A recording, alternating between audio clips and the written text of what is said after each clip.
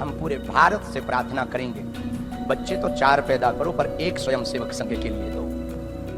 बागेश्वर बाबा जी ने बोला है कि हर हिंदू को 4 बच्चे कम से कम पैदा करने चाहिए, और मैं इस बात से 100% सहमत हूँ।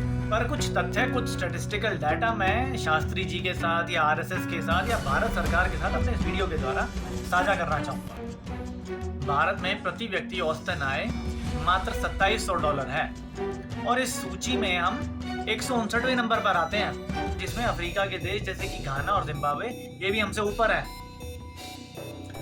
सरकार तो बोल रही है कि हमने गरीबी घटाई है, लेकिन अलग अलग स्टडीज बताते हैं कि आज भी 20 से 25% लोग भारत में गरीबी रेखा के नीचे हैं, यानी कि 140 करोड़ में से 30 से 35 करोड़ लोग आज भी निहायत ही गरीब हैं। फाइनली सरकार कितना ही आंकड़े छुपा ले, सरकार का खुद का एक डॉक्यूमेंट है 2023 का, जिसमें बताना चाह रहे हैं कि वो 81 करोड़ लोगों को प्रधानमंत्री गरीब कल्याण अन्न योजना के तहत राशन बांट रहे हैं, और ये अगले 5 साल और बांटेंगे। इसका मतलब ये है कि आधे से ज्यादा जनसंख्या हमारे देश की आज भी गरीब है।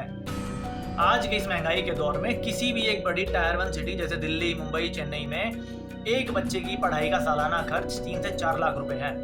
खाना पीना, खिलौना, कपड़ा, ये सब मिलाओ तो लगभग 4 से 5 लाख रुपए आपको एक बच्चे के ऊपर सालाना खर्च करने पड़ते हैं। और टायर 2 सिटी में ये खर्चा 3 से 4 लाख होगा, और टायर में 1.5 से 2 लाख होगा।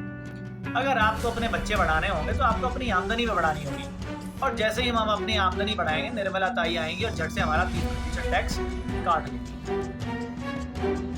अब क्योंकि शास्त्री जी तो बाबा हैं, तो मान के चल रहा हूँ कि ना तो कोई आमदनी है और ना वो टैक्स भरते होंगे। वो बात अलग है, वो बड़ी बड़ी गाड़ी और प्लेन में सफर करते हैं, लेकिन उनको कैसे पता होगा कि टैक्स कैसे भरा जाता है।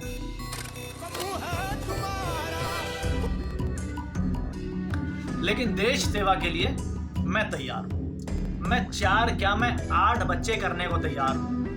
अगर इनमें से कोई भी बागेश्वर बाबा या भारत सरकार या आरएसएस प्रति वर्ष प्रति बच्चे के हिसाब से अगर ये 4-5 लाख रुपए दे दें, या ये हमारा टैक्स 0 कर दें, तो मैं 8 बच्चे करने को तैयार हूँ। वो बात अलग है कि जनसंख्या जब बढ़ेगी तो गरीबी, महंगाई, बेरोजगारी और बढ़ेंगी, उसकी गिनती बाद में है। तब तक तो हम बुढ़े हो चुके होंगे।